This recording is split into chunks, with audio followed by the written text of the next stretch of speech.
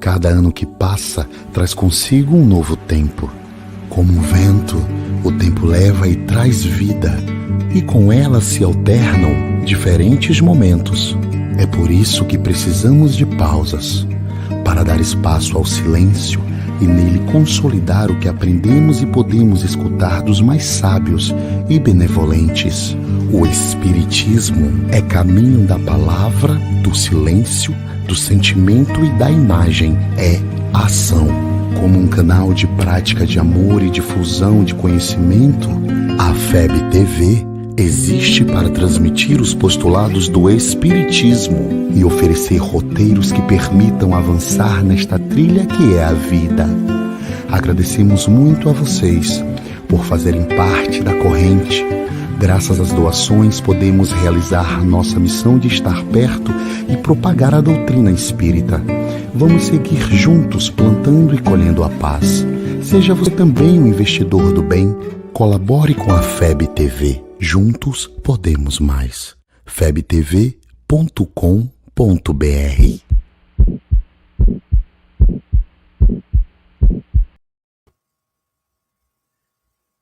Olá, amigos queridos do coração, muito boa noite a todos, muita paz, muita luz.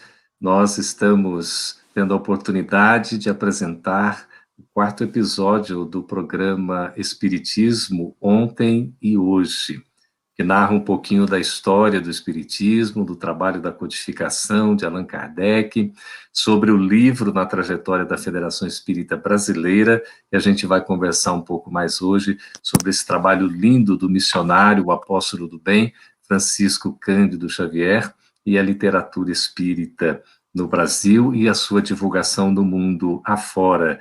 Para isso, nós estamos recebendo aqui Marta Antunes, que é vice-presidente da FEB, na área da unificação, estudiosa, responsável por esses programas todos aí que a gente utiliza no Brasil e também em vários países do exterior. Marta, seja muito bem-vinda. Boa noite. Obrigada, Geraldo, queridos amigos e amigas, internautas, Samuel, todos vocês, envio a vocês todos o meu carinhoso abraço. E vamos navegar nesse estudo de hoje, como todos os demais. Muito bem, Martim. Também estamos aqui com Samuel Magalhães, que é estudioso, pesquisador, autor, não é, de duas obras publicadas pela FEB, Ana Prado, a Mulher que Falava com os Mortos, e também Charles Richer, o apóstolo do Espiritismo, não é isso? O apóstolo da ciência e o Espiritismo. Samuel, seja muito bem-vindo, boa noite, meu amigo.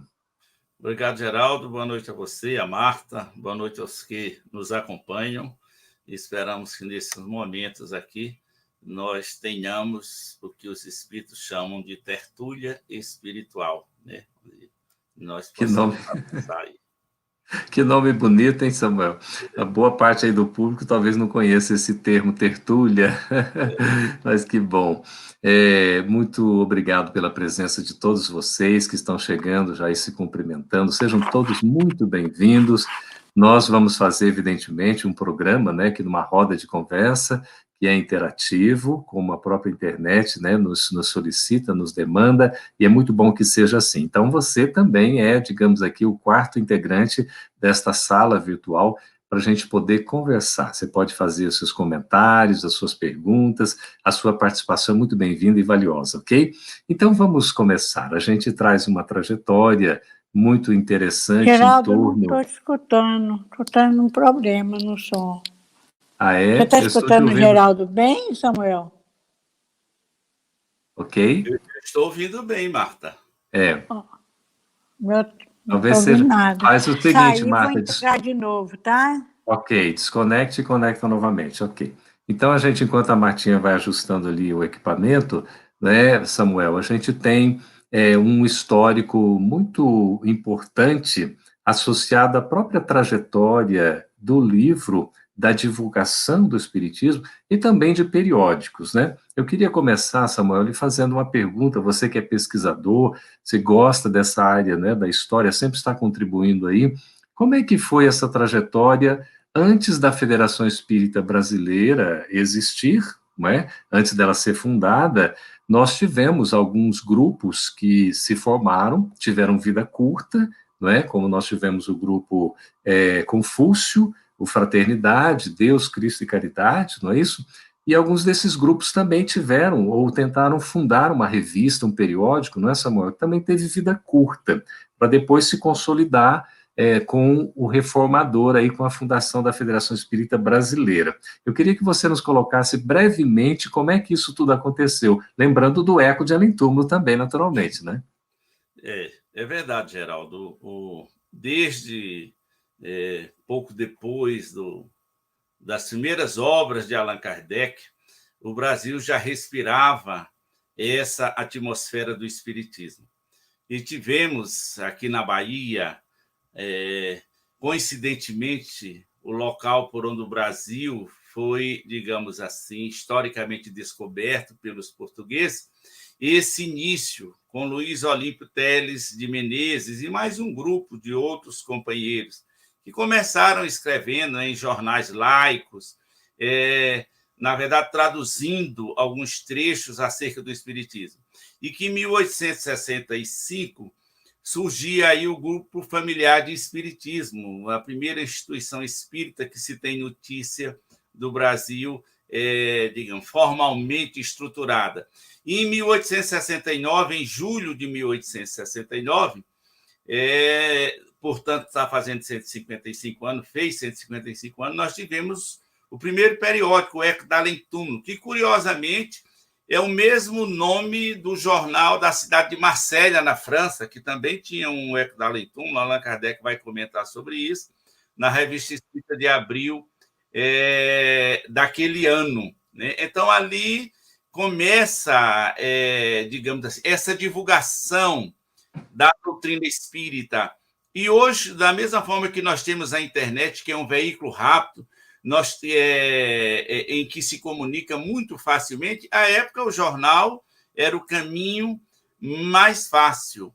Mas depois, lá do Eco d'Além Túmulo, nós vamos ter no Rio de Janeiro a sociedade, o Grupo Confúcio, que criou uma revista à época, depois a Sociedade Acadêmica Deus, Cristo e Caridade também, foram, digamos assim, todos eles de vida efêmera. Mas também tivemos no Pernambuco, por exemplo, em 1883, Júlio César Leal, baiano, que foi presidente da Federação Espírita Brasileira, que antecedeu ali a Bezerra de Menezes em 1895, ele fundou um jornal espírita em 1883 em Recife, chamado A Cruz, dedicado exclusivamente à divulgação doutrinária. Então, naquela época, o Brasil já mostrava os primeiros sinais desse compromisso, porque em vários lugares do país surgiram essa revista. Surgiu no Pará, surgiu ainda no século XIX, na cidade de Maranguape, um jornal espírita também, do Artúnio Vieira e a sua mulher, Emília Freitas Vieira, e demonstrando, talvez, esse pendor do nosso Brasil e esse compromisso com Jesus nessa nova etapa, digamos assim, de mudança moral da humanidade. Que maravilha, né? O pessoal já participando aí, dizendo, olha, Recife, minha terra natal, né? É tão gostoso. A participação desse Brasil que é continental, tão maravilhoso, né, Martinha? E veja, a Federação Espírita Brasileira, fundada em 1884, não é? No dia 2 de janeiro, foi registrada assim, como federação. Ela nasce enquanto o Brasil ainda era império, né? Cuja programação da República vai se dar só em 1889, 5 anos depois. E Augusto Elias da Silva, o português, fotógrafo, ele já havia fundado, né, Marta, o periódico Reformador, desde 1883, um ano antes da fundação da FEB. E ele, junto com um grupo de amigos, acabam fundando a FEB, e ele leva o Reformador, o periódico, que passa a ser, já a partir daquele momento, praticamente o porta-voz oficial da Federação Espírita Brasileira, que era editado uma espécie de tabloide, né, com algumas páginas apenas, era uma espécie de jornal, periodicidade quinzenal, enfim. E ali, Marta, a gente tem uma coisa muito curiosa, porque o Reformador, eu queria que você falasse um pouquinho sobre a importância desse periódico para a história do movimento espírita, para a divulgação do espiritismo e também para a literatura espírita, porque ele é uma espécie de incubadora de obras espíritas, né? Muitos livros publicados foram anteriormente publicados como folhetins nas páginas de Reformador. Você poderia falar um pouquinho para nós, abrindo seu microfone, por favor, Martinha? Olha, realmente, meus amigos, o Reformador teve e tem ainda uma grande importância, não só de natureza histórica, mas é um marco, realmente, do espiritismo, da divulgação do espiritismo no nosso país. Nós vimos que, como o Samuel acabou de falar, como a ideia espírita foi bem recebida aqui no Brasil. Isso é uma coisa muito importante, a mentalidade, o pendor, a tendência nossa. Mas tudo realmente começou, como diz o nosso amigo presidente da Federação Espírita do Estado da Bahia, começou na Bahia.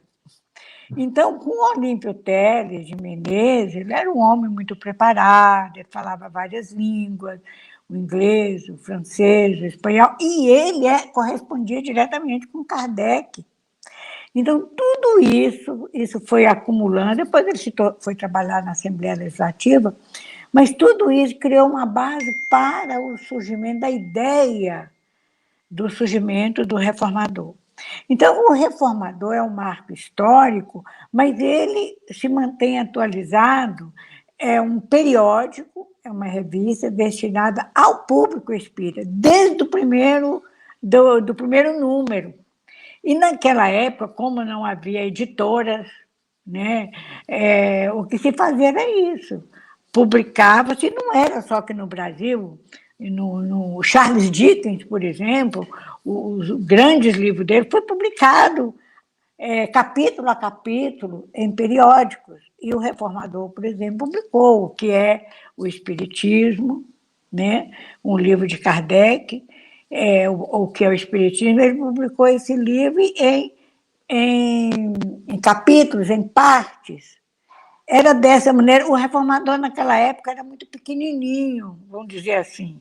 Ele tinha poucas páginas, mas ele já trazia, desde aquela época, um conteúdo doutrinário, o conteúdo espírita. Por isso que é um periódico destinado aos espíritas. Não é um periódico assim, espiritualista, que abrange. O espiritualismo é algo muito amplo, né? E isso é muito importante, que nos dá uma alegria, porque continua com esse mesmo propósito editorial, publicando artigos no tríplice aspecto da doutrina espírita: o filosófico, o científico e o moral, ou chamado religioso. Muito bem. Eu queria aí, Samuel, para puxar a próxima pergunta, que a nossa produção fez o processo para nós, a imagem do que é o Espiritismo, por favor, que a gente vai fazer agora. Olha só que interessante, gente. Nós temos destacado ali, essa é uma página digitalizada do Reformador da época, não é? Quando o que é o Espiritismo foi publicado. E a gente tem imagens aí recentes, tanto na tradução, né, desta obra, que foi feita pela comissão, pela equipe de redatores do Reformador, o Samuel vai explicar isso para nós, e a tradução mais recente que a gente tem, do Evandro Noleto, do que é o Espiritismo. Samuel, ali nós temos a divulgação, né, da publicação dele no Reformador. A Marta estava falando, então, o Reformador publicou o que é o Espiritismo, como se em capítulos, né, como se fosse em folhetim, depois foi consolidado no livro. Por que foi o que é o Espiritismo, Samuel, o primeiro livro a ser publicado? Porque esse é o primeiro livro, né, que foi publicado pela FEB. Ainda não havia editora, como a Marta falou, mas era publicado sob os auspícios de Reformador, e depois se constituía a editora. Vários livros foram publicados, inclusive, em Porto, né, em Portugal. Conta para nós um pouquinho essa história, Samuel, por favor. Realmente, à época, havia uma dificuldade muito grande para as publicações. E quando os livros começaram a ser publicados aqui no Brasil, normalmente o papel vinha da Europa, porque nós não tínhamos indústria de celulose. Então, nós tínhamos um custo muito elevado Daí, muitas vezes, ser melhor publicar no exterior e trazer já impressos livros do que trazer esse papel também. Então, existiu uma série de dificuldades que hoje nós não conhecemos, ou a maioria das pessoas não tomam ciência dessa questão. Mas o que é o Espiritismo? Ele foi traduzido e oferecido pela Sociedade Acadêmica AFEB, que foi publicando nas páginas do Reformador, que à época o Reformador era grande, as páginas eram grandes, para quem não conhece, era a página... Tabloide. Era como hoje uma revista, né? Embora não fossem tantas páginas, mas eram grandes. E foi... Forma de jornal, né? Forma de jornal. Era um tabloide. Uhum. Muito lindo, por sinal. Eu sou assim, gosto das coisas antigas, né? Então, acho maravilhoso quando vejo o Reformador lá na seção de arquivos da FEB. E o Reformador, à época, começou a fazer essa publicação. E, durante esse período, a equipe do Reformador, ou seja, o pessoal ligado a ele, foi fazendo a sua própria tradução, que aí é quando eles publicam essa tradução, já no final do ano de 1884, de o que é o Espiritismo. E qual a importância? Por que começar por esse livro? Nós podemos ver uma questão tanto material, como uma questão lógica e uma questão também espiritual nisso. A questão material é que o livro é pequeno, comparado com outras obras. Então, era mais fácil você começar também sobre esse aspecto, por um livro que fosse menor. Esse é um aspecto material que não sei se foi levado em conta, mas seria muito racional se tivesse sido considerado. O outro é que, quando Allan Kardec publica, em 1859, o que é o Espiritismo, que vai sofrendo modificações ao longo do tempo, só na década de 1860 que sai a definitiva, que o que é o Espiritismo é uma síntese, é uma introdução, por exemplo, ao estudo do Espiritismo. Para aqueles que nada conhecem, que é o que acontecia na época, nós vamos ter ali a divisão, onde vai ter o diálogo com o cético, com o crítico e também com o padre, né, que vai falar sobre essas questões todas, vai contrapor as argumentações que faziam contra o Espiritismo à época. Nós vamos ter uma segunda parte que vai tratar basicamente sobre as manifestações dos espíritos, seria uma espécie de resumo do Livro dos Médiuns, ou uma introdução ao Livro dos Médiuns, e uma outra, que é a terceira parte, que vai falar muito do Livro dos Espíritos. Então, ele, digamos, seria uma sala de entrada. Então, deveria, sim, ser uma obra colocada ao público, e a FEB teve essa felicidade, apesar de que, à época, já tínhamos a tradução de outras obras, mas a FEB começa com essa obra, que é, digamos assim, uma antessala, ou uma áreazinha de entrada do Espiritismo. Então, foi inclusive, muito bom. Samuel, até interessante que é o primeiro livro que Kardec recomenda para ser lido, né? Por aquele que está conhecendo o Espiritismo, né? Até o que é o Espiritismo seria o livro indicado como a primeira leitura, né? Olha, o João Locatelli, o Martinha, só fala que é referência ao nosso querido João Locatelli, está conosco, lá de Taquari, Rio Grande do Sul, em nome dele a gente cumprimenta todos os internautas aí. Muito obrigado pela presença. Olha, Marta, o objetivo desse programa, queria até que você falasse um pouco, é a gente apresentar informações, porque é o Espiritismo ontem e hoje, informações, inclusive, históricas, para a gente entender o processo, né, Marta, como as coisas aconteceram. É muito importante isso, né? Inclusive, uma coisa que eu queria destacar, já que está falando de ontem, e que serve para hoje, como é que, naquela época, por exemplo, o livro, que é o Espiritismo, foi publicado, né, na forma de folhetim. Mas o Elias, que foi o fundador do Reformador e fundadores da FEB, ele trabalhava com uma equipe. Esse livro, como o Geraldo falou, Samuel, foi traduzido pela redação do Reformador. Mas quem era essa redação do Reformador? 3 pessoas. Essas 3 pessoas, basicamente 3 pessoas, porque nunca se pode falar que eram só 3, sempre tinha auxiliar. Mas era o primeiro era o próprio Elias. que era português de nascimento, né? Augusto Elias da Silva, fundador do periódico e fundador da FEB, um ano depois. Mas nós temos também uma pessoa que a gente não pode esquecer, que ajudou muito, que foi o Antônio Pinheiro Guedes, o cuiabano, médico cuiabano, que ajudou muito, que fazia parte da redação. E um terceiro, eu sinceramente, no momento agora não estou lembrando, ele tem um nome todo italiano, mas eu não sei se ele nasceu na Itália ou se nasceu no Brasil, possivelmente tenha nascido na Itália. Foi o nosso... Como é que é o nome dele? É o Afonso Angelini Torteroni. Então, esses três formavam a redação do Reformador. E eles é que trabalhavam, falavam francês era a língua igual ao português, falavam fluentemente, e eles puderam publicar. É um destaque que eu quero lembrar dessas três pessoas da redação do Reformador que traduziu esse livro.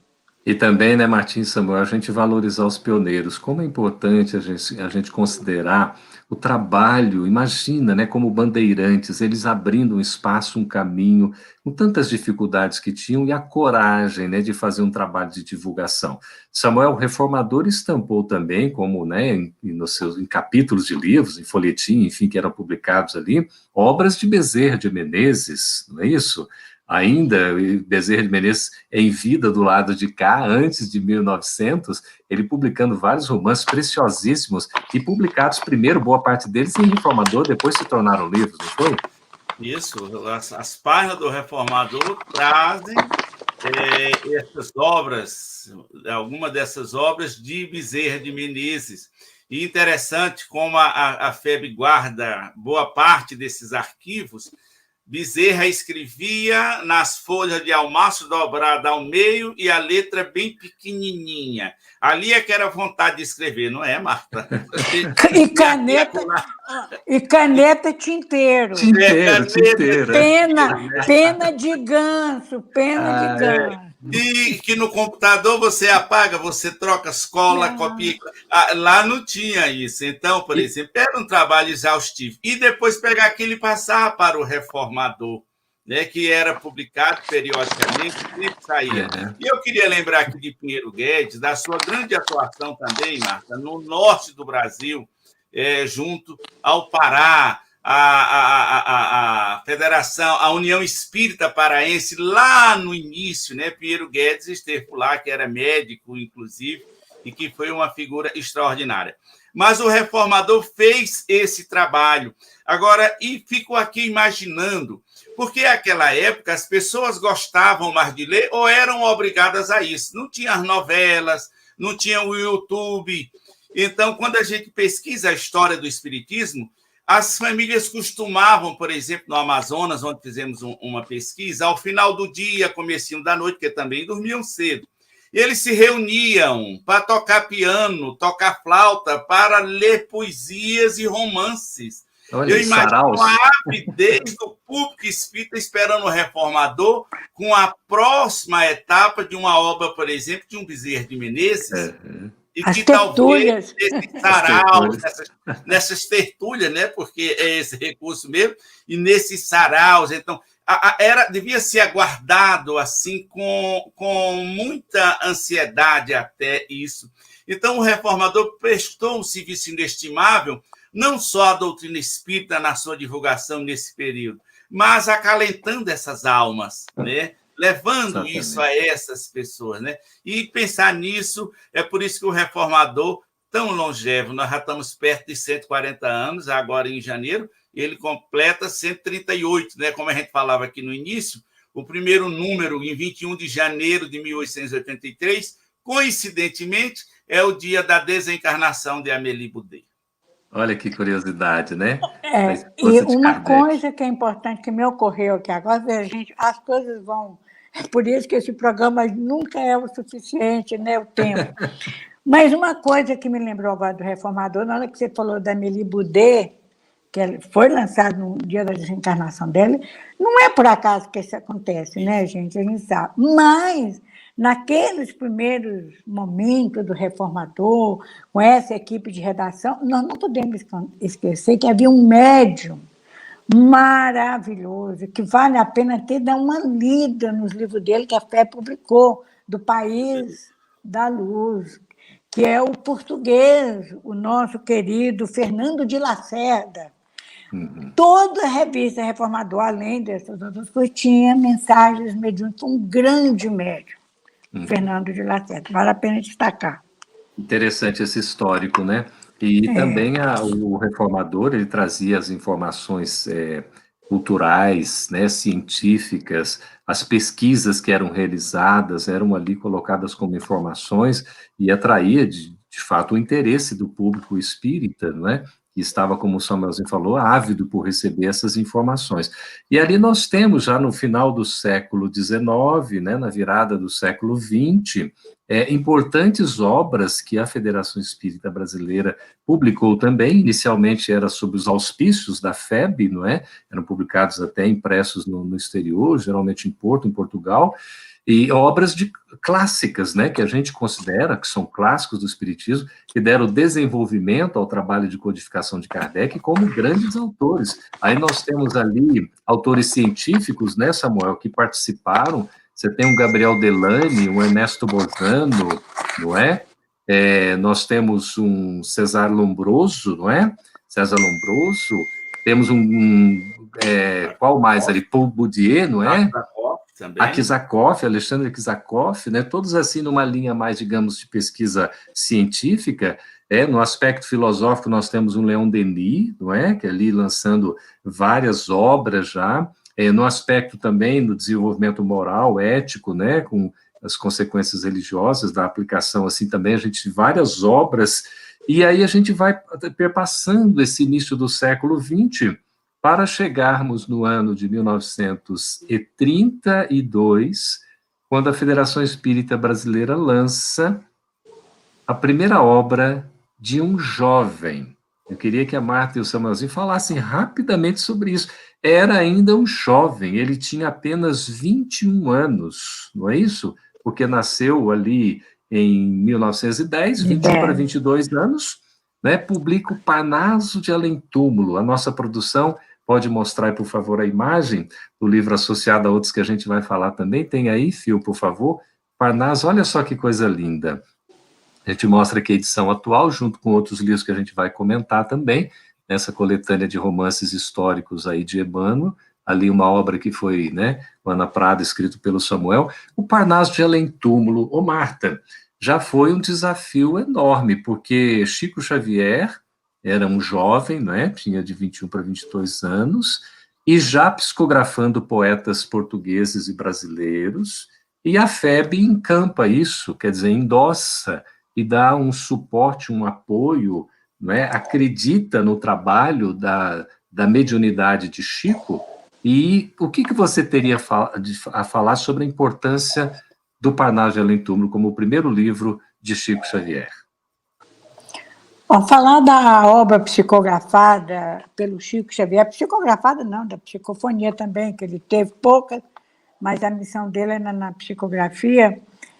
A gente chega a uma conclusão que a gente não sabe quem era maior, se o médium ou se o autor que estava transmitindo aquela mensagem. Mas Chico, vamos dizer assim, a entrada dele, o entrée dele, a estreia dele, foi uma coisa fenomenal que vários críticos literários da época leram as poesias, os poemas, e chegaram à conclusão que o estilo, a métrica, toda aquela construção de poema era daquele autor quando estava encarnado. Quer dizer, não dava como, não era uma imitação, nada, era como se o próprio autor estivesse falando naquilo ali. Então, o Chico Xavier tem uma mediunidade excepcional. Não foi por acaso que ele foi chamado a antena psíquica do século. Mas o Chico Xavier, a gente vê que não é uma mediunidade que foi elaborada numa existência. Se nós rapidamente voltarmos à primeira, como é que se chama, a infância dele, ele já órfão, na escola primária pública, uma criança muito pobre, ele já fala, ele já apresenta na escola, ele já se destaca na escola com informações, ele fala, ele descreve, e o pessoal achava que ele tinha uma perturbação mental, que ele era um espírito, era um menino, era um garoto de 5, 6 anos, que tinha, porque ele tinha evidências, inclusive da mãe dele, ele viu outros espíritos, e ele falava de assuntos de ciência e de filosofia que numa criança daquela. Agora você veja como é que a misericórdia de Deus sempre coloca alguém.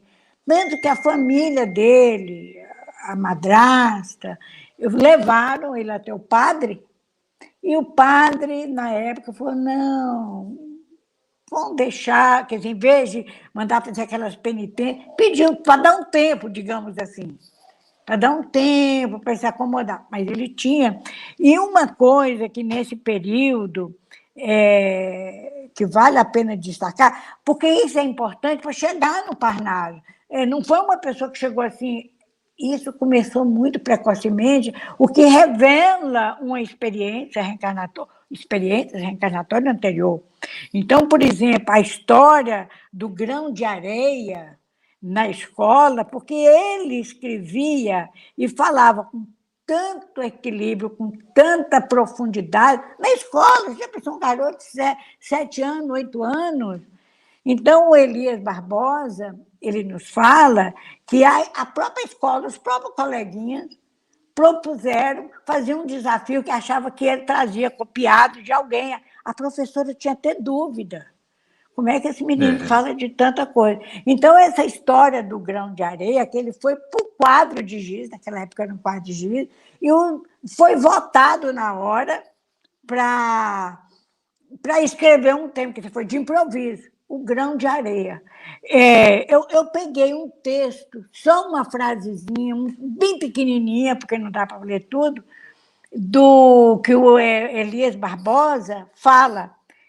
Olha, ele pegou um grão de areia, lá no quadro de giz, na frente da turma. Meus filhos, ninguém escarnece da criação.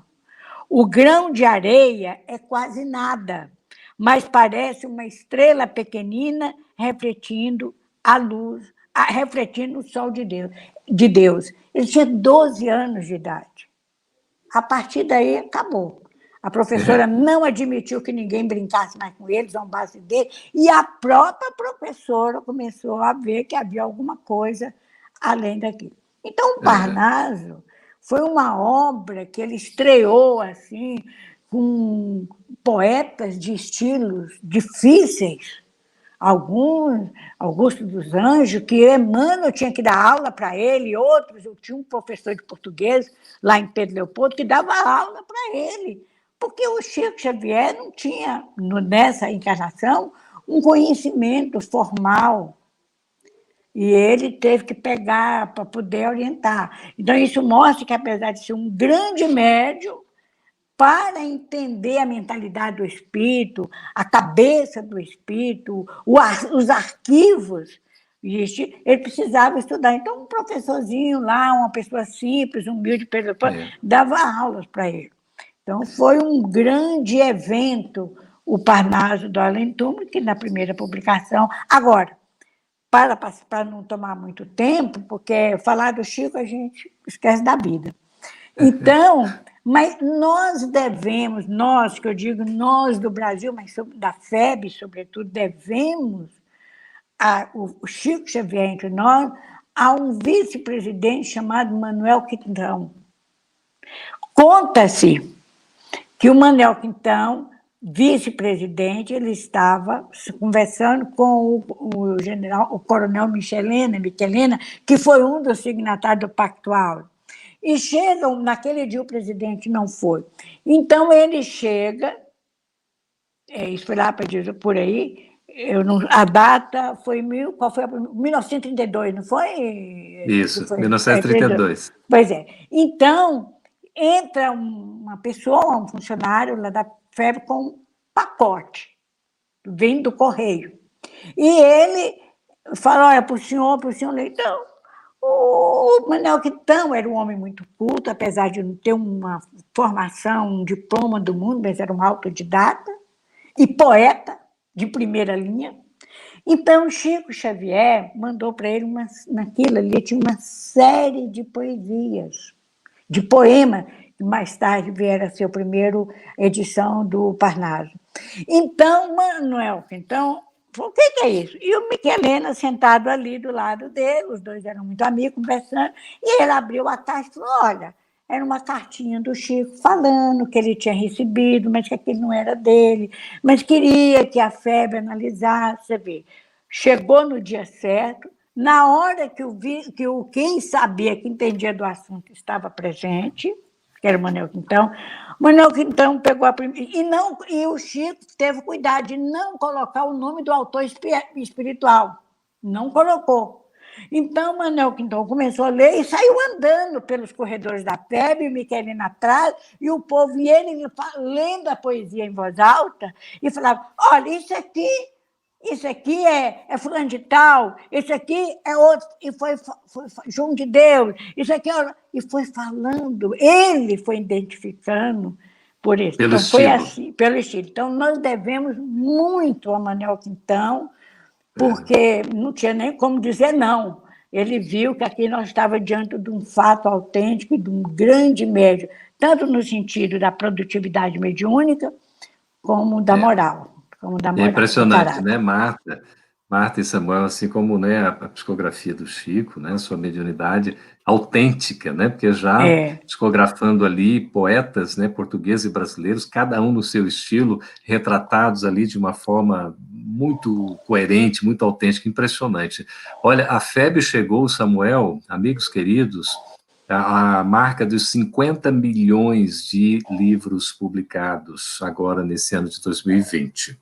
Desses 50 milhões, nós temos 13 milhões de obras de Kardec e 22 milhões de obras de Chico Xavier. Então, uma coisa impressionante. Samuel, nessa década ainda de 1930, Chico ali começa em 32, né, na publicação pela FEB, mas nós temos até 39 vários livros importantíssimos que foram publicados, né, pela FEB, na psicografia do Chico. Temos, por exemplo, vamos citar aqui alguns exemplos. A gente tem o próprio livro Emmanuel, né, que é você poderia comentar um pouquinho, histórico, inclusive, né, das manifestações religiosas, né, do tradicionalismo e a postura de Emmanuel já num sentido bem crítico que ele faz. Nós temos ali já Humberto de Campos, não é, com crônicas de além-túmulo. Temos o Emmanuel também com A Caminho da Luz, que é a história da civilização não é, da Terra, e temos o clássico Brasil, Coração do Mundo, também, por Humberto Campos, que surge ali, não é? Nessa década de 30, ali, 37, 38. São obras muito grandiosas, não é, Samuelzinho? São obras extraordinárias. E o Chico, muito jovem, como assinalou a Marta, né? O Chico era um menino ainda. E você estrear com o Parnaso de Além-Túmulo, né? Ganhar o Devox Brasil, assim, na primeira sentada que vai, né? Então, o Chico, essa alma pura e essa mediunidade extraordinária. Crônica de Além-Túmulo, as mensagens começaram a ser publicadas em vários outros jornais. Antes da publicação do livro, acho que por volta de 1835, começa a ser publicado, acho que o livro é 37. Então, é Humberto de Campos que volta, e o interessante dessa escolha da espiritualidade, vejamos como isso obedece a uma programação. As pessoas à época, elas cultivavam muito não só o romance, mas muita poesia, tanto que tínhamos muitos poetas. Então, começa com Parnaso de Além-Túmulo, ali era a elite literária, era uma obra literária, a elite intelectual que iria ser chamada a atenção naquele momento. Você pega Humberto de Campos, era um autor conhecido quando encarnado pelos seus trabalhos de escritor que foi, e era muito acatado no Brasil inteiro, né? E vem nos falar de espiritualidade e tantas coisas maravilhosas, como é, por exemplo, Boa Nova. Para que obra mais extraordinária dentro do cristianismo primitivo do que Boa Nova, de Humberto de Campos, pelas mãos abençoadas de Chico Xavier. Aí nós vamos para o livro de Emmanuel, que vem trazer uma parte histórica sobre o desenvolvimento da questão religiosa, no sentido das instituições, e como as pessoas lidaram com isso. Aquele livro é precioso. Nós não devemos ler, devemos estudar essas obras. E a Caminho da Luz vem falar da nossa origem espiritual, da origem da Terra, de Jesus como, não só como modelo e guia, como está lá na questão 625 do Livro dos Espíritos, mas também como governador do nosso orbe, vem falar dessa esperança futura de maneira extraordinária. E se pudermos falar também de Brasil, o coração do mundo, recentemente, para escrever um artigo que estamos em fase de conclusão, eu tive que voltar a estudar Brasil, coração do mundo, e com um olhar, digamos, mais maduro, que fazia tempo que eu tinha lido a obra por inteiro. E a gente sente o programa espiritual para o Brasil ali, e sentimos a licença poética do autor em alguns momentos em que ele viaja para chamar a atenção, como, por exemplo, quando Jesus diz, mas onde fica o Brasil? É claro que Jesus sabia, mas é uma licença do escritor, que, por estar desencarnado, não deixou de ser escritor, pelo contrário, tem muito mais possibilidade. Então, é esse projeto. Interessante que nesse projeto, que é Brasil, Coração do Mundo, uma coisa que nós observamos durante todos os acontecimentos narrados é a espiritualidade superior que nos dirige os destinos, respeitando o livre-arbítrio dos homens. Daí, às vezes, um descaminho aqui, um descaminho acolá, porque nós aprendemos com a doutrina que Deus nos permite esse livre-arbítrio, lógico, dentro de determinadas barreiras, ou posições, ou paredes, como queiramos, determinadas margens, mas não nos retira. Então, é preciso ler e estudar e meditar Brasil, Coração do Mundo, para saber que é um projeto e onde nós estamos inclusos. E que isso, como alguns às vezes falam, não exclui nenhum mundo, nenhum outro país, porque todo mundo está inserido nisso. Mas, por exemplo, quando nós olhamos os judeus, eles tiveram aquela missão ou aquela preparação para que se estabelecesse a crença no Deus único. Então, cada nação tem esse pormenor. E devemos lembrar que não existe espírito brasileiro, ou espírito francês, ou espírito norte-americano. Nós somos cidadãos no universo. Hoje estamos encarnados aqui, amanhã por lá. É questão de tarefa. O Brasil, Coração do Mundo, para quem estuda sem preconceito, é uma obra maravilhosa e que vai tomar muito nosso tempo para entender. Então, são contribuições que talvez só se compreenda melhor no futuro. Olha só. Só, Martinha, só trazer aqui, o Ailton Fonseca está dizendo que falar de Chico Xavier é como falar de um jardim cheio de rosas, florindo e embelezando o entorno. É uma alegria imensa. Agora, veja bem, nós vamos analisar a coisa assim. Nós temos lá Kardec cumprindo a promessa de Jesus, do advento do Consolador, o Espiritismo, né, do Paráclito, do Paracleto. Aí tem duas equipes, uma no plano espiritual, uma no plano físico, Kardec coordenando aqui, e o Espírito de Verdade coordenando as duas equipes. Bom, Kardec fez o trabalho dele. O Espiritismo, logo em seguida, você vê com o Teles de Menezes, nos primeiros momentos já está aqui no Brasil. Então, você vê o que é a programação, espíritos, e Emmanuel explica muito bem, e também no Brasil, Coração do Mundo, quem são aqueles espíritos que reencarnariam no Brasil, quais eram as ligações dele do passado. Então, vem para o Brasil. Há uma aceitação, começar pelo próprio imperador, o Pedro II, que nas tertúlias, e gostava muito de ler aquilo tudo, e tinha convivência. Naquele momento do Segundo Império, final do Segundo Império, nós temos os movimentos abolicionistas, né?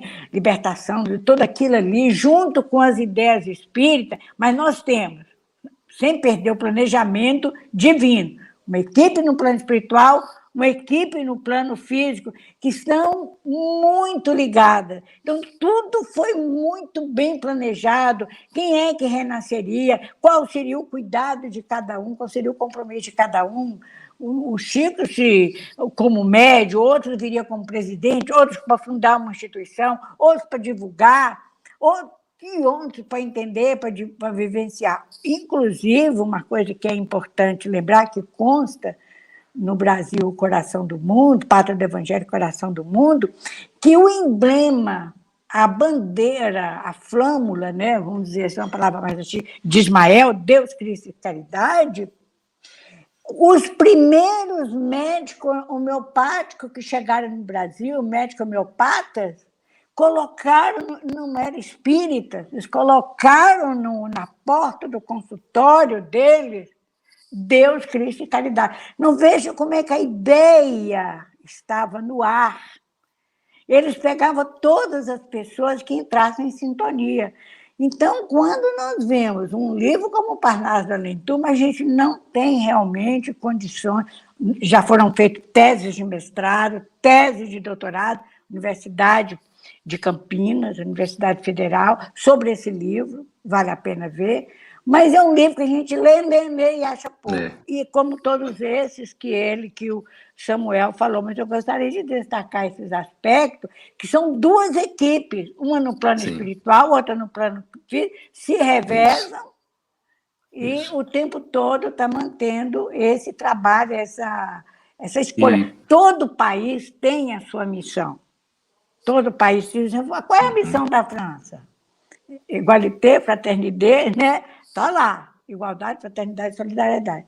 Mas nós temos essa missão, liberdade, fraternidade e solidariedade.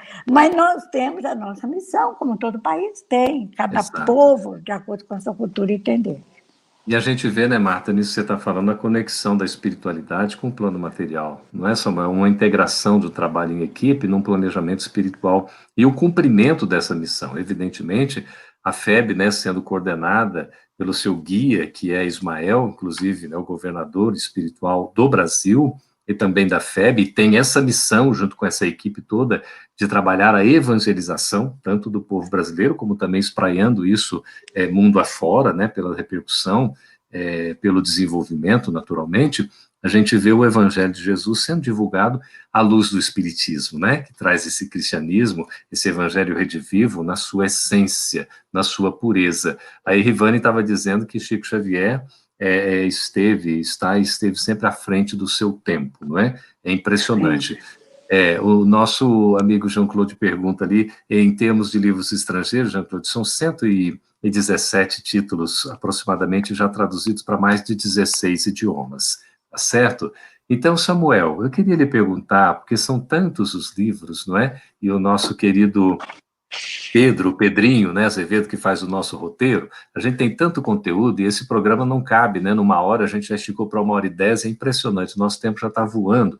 Eu queria que você falasse um pouquinho sobre a importância do trabalho de Chico Xavier no que diz respeito a esta série, esta coleção de romances históricos, porque Emmanuel é o guia espiritual de Chico, e eu costumo dizer o benfeitor de todos nós, não é? E ele coordenou todo o trabalho da mediunidade de Chico Xavier, né? Você poderia falar um pouquinho, por favor? Sobre os romances que Emmanuel nos trouxe, né? Nós já tínhamos outros romances na literatura espírita, desde o tempo de Allan Kardec já começa, mas nós temos uma característica de Emmanuel e que eu considero extraordinário. Eu não conheço nenhum comentador, nem encarnado, nem desencarnado como ele, do Evangelho. Então, ele é, de fato, um estudioso do Evangelho e conhece a história do cristianismo primitivo pela própria vivência, em alguns momentos, ou por esses contatos que teve.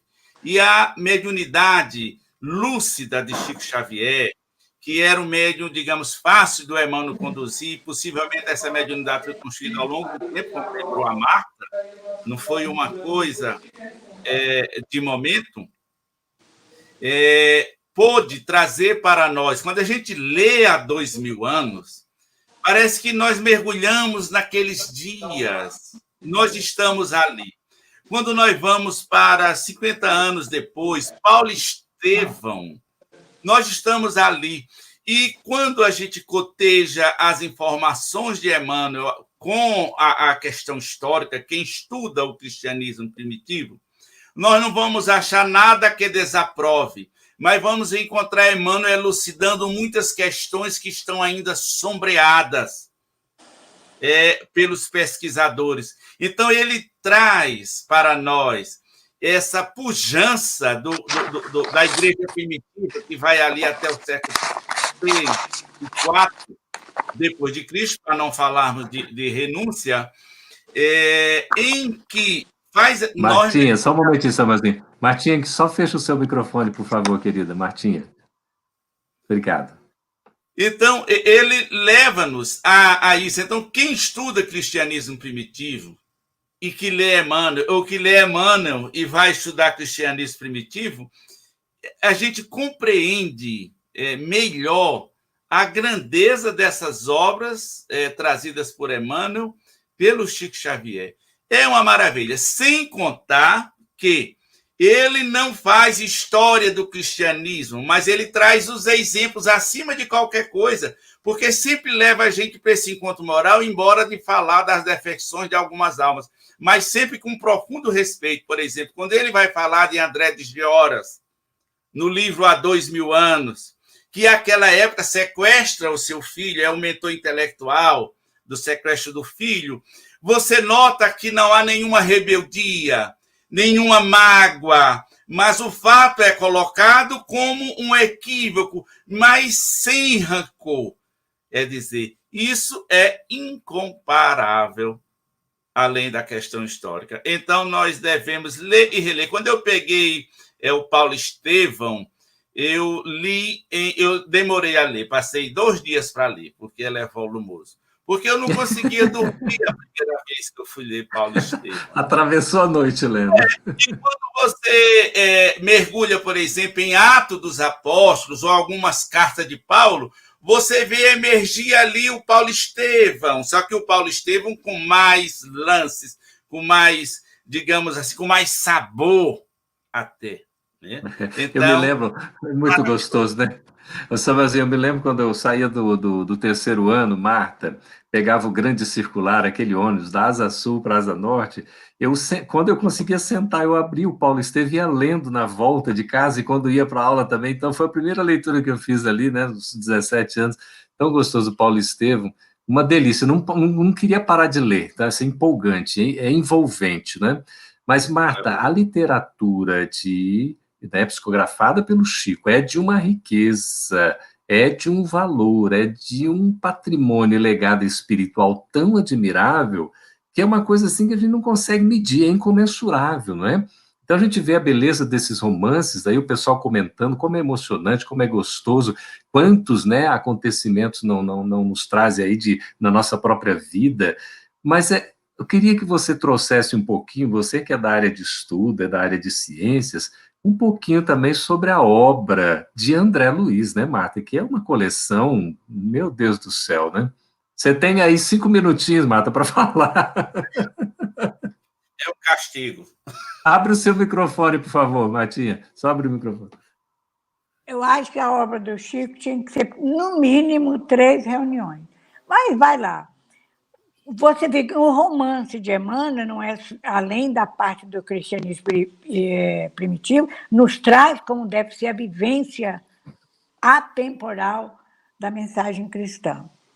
Nós vemos em André Luiz, meu Deus do céu, que começa com o nosso lar, a vida no mundo espiritual, ele simplesmente ele abre as comportas, as cortinas, escancara o mundo espiritual para nós. É claro que alguns autores clássicos, alguns livros, nós já tínhamos da própria codificação, nós tínhamos muitas informações. Mas André Luiz fornece detalhes, inclusive detalhes que hoje muitos estão interessados que as tecnologias usadas no plano espiritual. Esse ano eu fui solicitada várias vezes para falar das tecnologias, eu estou tentando escrever esse livro sobre essas tecnologias, porque eram coisas de... Gente, um livro como publicado na década de 50, que fala de uma tecnologia que nós estamos utilizando agora, começamos a utilizar agora, as obras de André Luiz, principalmente, ou algumas que ainda nem sabemos como utilizar. Nós estávamos lembrando outro dia desses alarmes, uma coisa bem banal, alarme de segurança de uma casa. Desde falar aquele alarme que se entrar um invasor, fazer aquele barulho, aquela sirene, até aqueles alarme de infravermelho, até aquele de leitura óptica, ou de vibração pelo calor, tudo consta. Quer dizer, ele fala, não é só da ciência propriamente dita, porque se a gente for analisar Evolução em Dois Mundos, é uma obra que André Luiz fala, a pessoa, aquele que escreveu ali, que André Luiz coordenou, é um biólogo. Ele era um biólogo de primeira, porque ele fala desde a formação do planeta, do princípio inteligente, do princípio material e depois do princípio inteligente, até ele chegar, vestimenta, tudo dos espíritos, locomoção, tudo isso. No livro Mecanismo da Mediunidade, quem escreveu foi um físico. Agora, veja que as noções de física, de mecanismo da mediunidade, que fala de onda, de tipos de onda, curtas, longa, média, ultra curta, e as medidas, tudo isso, eu estou destacando, ondas mentais, a ciência ainda não mediu as ondas mentais. André Luiz fala como é. A ciência descobriu, foi publicada numa prestigiosa revista americana, Nature, foi publicada há coisa de uns 5 ou 6 anos, que o pensamento é matéria. André Luiz já publicou isso, desde essas décadas. Então, veja, em Evolução em Dois Mundos. Então, Mecanismo da Mediunidade é um livro que foi escrito por um físico. Então, nós vamos ver um geneticista, um grande geneticista, que está naquele livro, Os Missionários da Luz, o Alexandre, um grande geneticista, que hoje que está se começando a descobrir como é negócio de bebê de proveta, seleção de DNA, de clone, tal, coisa toda que nós estamos. Nós vemos o mundo mental, que até então foi criado no mundo, chamada neurociência, porque o mundo não podia ficar só na biologia, só na medicina, tem que ligar a tecnologia, a física, a química. Está lá no mundo mental. Ele falou que é 5 minutos. Então, para vocês terem uma ideia, e sem falar nas diversas moradias que nós temos. Meu Deus, a gente vai ficar aqui, só isso. A gente vê ali, né, Martinha, década de 1940. Nosso Lar é publicado aí, né? Em 40 faz as contas. O Nosso Lar, a primeira edição dessa morte. Foi 39 a psicografia, mas ele é 43 é a publicação, né? Agora você estava ali ainda. Que coisa impressionante. Então, nós temos coisas, temos informações que a gente nem sabe ainda como lidar. A primeira vez que eu vi falar sobre o que nós tivemos DVD, que nem CD, DVD, que hoje ninguém nem usa mais. Então, tem muitas coisas. Muita antecipação tecnológica, né, previsão científica na obra de André Luiz. Quando a gente compilou aquela obra, um trabalho em equipe, né, A Vida no Mundo Espiritual, estudo da obra de André Luiz, a última parte dele, que são 7 partes, é exatamente sobre essas previsões aí científicas, essas antecipações tecnológicas, até o carro voador, que a gente não descobriu ainda, o ônibus voador, não é isso? O teletransporte, todas essas coisas que a gente vê em filme de ficção científica, né? Mas hoje a gente usa que a tecnologia que a gente está usando, o André Luiz já estava apresentando em Nosso Lar lá naquela época, uma coisa impressionante. Há quase 60 anos. Há quase 100 anos, uma coisa impressionante. Veja bem, e isso, uma coisa que eu gostaria de destacar para os que estão nos vendo e ouvindo, é que as obras psicografadas pela psicofonia, ou do Chico Xavier, elas elas traduzem uma coisa, trazem informação filosófica, trazem informação histórica, trazem informação científica, mas mede as consequências morais. O compromisso daquela equipe que trabalhou com ele são as consequências morais, como Kardec fez, da primeira página do Livro dos Espíritos à última. E mede as consequências morais, é o diferencial. Importantíssimo, sem revelações bombásticas, né? Sem aquela coisa apocalíptica, né? De estar causando assim, revelações que vão nos incomodar e tudo, não. É, coisa muito bem assentada mesmo, sempre na busca da melhoria do indivíduo, né? Samuel, a gente precisa falar mais em 2, 3 minutinhos sobre uma coleção valiosíssima também, que é Fonte Viva, meu amigo. E você tem para nos falar desses 5 livros preciosos editados pela FEB, alguns outros livros editados por outras editoras. A gente tem a parceria com a SEC, né, que é a Comunhão Espírita Cristã de Uberaba, em que a gente edita as obras em e-book, como é o caso do Palavras de Vida Eterna, né, um livro maravilhoso que compõe essa coleção também. O que você tem nos a dizer rapidamente? Vamos lá, eu acho que eu fui menos castigado do que a Marta, porque Marta era muito mais assunto para 5 minutos. Maravilhoso, Marta. Né? Dá vontade de voltar a estudar, quem já estudou e quem não estudou, estudar André Luiz. Inclusive a live que nós estamos fazendo hoje, e nós vamos encontrar nas obras de André Luiz. Os espíritos já faziam live naquele tempo, né? E nós hoje estamos aqui na live. Né? Mas maravilhoso. Mas sobre a obra, tá desligada a Marta. Abre o microfone, Martinha, que você participa. E a live, live, às vezes, seguida de realidade virtual, e live, às vezes, seguida de materialização. Materialização, exatamente. Então, já voltei. Holograma, essas coisas é tudo pouco. Vai sair no outro lado lá. Né? Precisava de um live só sobre isso. Mas maravilhoso. Mas sobre Fonte Viva, como já falamos de início, Emmanuel comenta o Evangelho com muita propriedade, tanto os textos dos Evangelhos, como Atos dos Apóstolos, como também as cartas, né? E que, logicamente, pode ser feitas várias leituras. Né? A mensagem de Jesus, e que foi desdobrada aí pelos apóstolos também, ela tem essa propriedade de servir a várias interpretações. Não é que ela sirva a várias interpretações, é que elas são tão amplas que não conseguimos abarcá-las de um olhar só. E Emmanuel vai desenvolvendo esse olhar em cada trecho que ele extrai. E a seleção dos textos é para a nossa melhoria, porque é a finalidade da vida na Terra. É que nós nos melhoremos, porque a verdadeira vida não é aqui.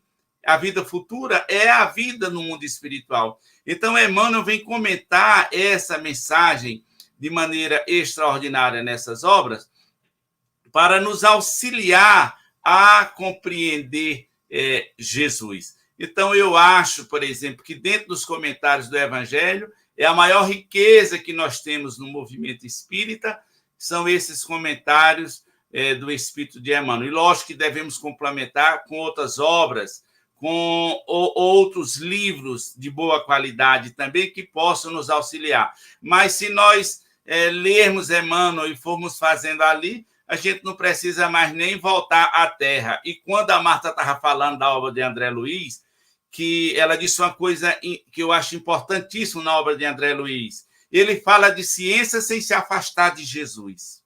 É ali o tempo inteiro, e leva a gente para a vida espiritual. Dá a impressão que André Luiz desencarna a gente, depois encarna de novo. Porque enquanto você está lendo, você está no mundo espiritual.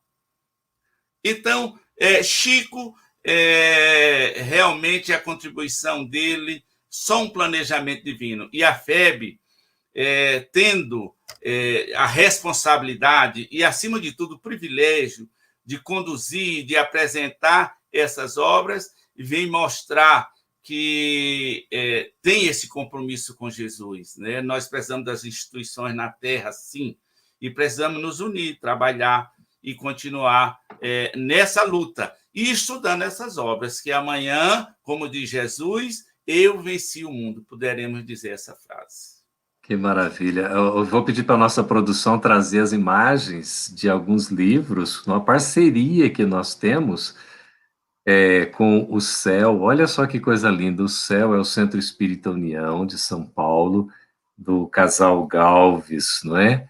Então, assim, é parceiro de Chico Xavier, e nós assinamos um contrato com eles, a Federação Espírita Brasileira e o CEL, para a edição desses livros. São quase 70 livros da psicografia do Chico, e a gente tem publicado aos poucos. Agora em 2021 vamos continuar publicando, e aqui a gente está vendo algumas obras. Acabamos de lançar esse do meio ali, da primeira, né, tem Conduta Espírita e o Agenda Cristã, e nós temos aí Endereços da Paz, bem no estilo da coleção, né, dessa trilogia agora. Fizemos no mesmo formato, né, porque os livros a gente vai vendo assim, uma certa consonância, né, um alinhamento entre eles, impressionante. E ali abaixo a gente está vendo o essencial, né, Mediunidade e Sintonia, Hoje, Gotas de Paz, né, no formato de bolso, livros de respostas, né? Esses são formatos agradáveis, muito gostosos da gente ler, são livros de mensagens que nos levam à reflexão. A gente lê uma página, fica refletindo. Está disponível aí, né, pela loja virtual da FEB, vocês podem entrar no site da FEB, na loja virtual, a FEBeditora, né, .com.br, e também adquirir aí pela Amazon, pela Apple, né, pela Google, os e-books. Todos eles estão em e-books. Então, é uma parceria para a gente resgatar esse trabalho maravilhoso que jamais deverá se perder, de Francisco Cândido Xavier, o apóstolo do bem, o psicógrafo por excelência, nesse trabalho em que faz esse legado, né, espiritual à Federação Espírita Brasileira, que, como o Samuel estava falando, tem esse compromisso, essa responsabilidade de zelar por esse patrimônio e de divulgá-lo, como tem feito ao longo das décadas, e vai continuar fazendo. Por isso, mais uma cartela aí para a gente já preparar para o nosso encerramento. Por favor, a nossa produção, Fio, aqui fala do Oásis, por favor, exatamente no Templo de Ismael. Veja aí a imagem, né, do Reformador, o Santuário de Ismael, lá de 1950, essa edição aí, Samuel e Marta, olha só que legal. O Templo de Ismael, cujo coração pulsa, ditoso, na Federação Espírita Brasileira, pela abençoada luz que acende através do livro cristão, veja como é importante o livro, não reclama senão a possibilidade de continuar agindo e crescendo para servir a todos. Então veja o trabalho missionário, não é? Um trabalho que é realizado com esforço, com empenho, evidentemente não é perfeito, porque no que diz respeito à nossa parte é imperfeita, né, porque nós ainda somos imperfeitos, mas nós estamos com, né, essa espiritualidade amiga, misericordiosa, que vai dando assistência para que a gente possa fazer o melhor ao nosso alcance na condição de instrumentos. Então, Martinha, muito obrigado por sua presença, querida, suas palavras finais. Só abrir o microfone, por favor.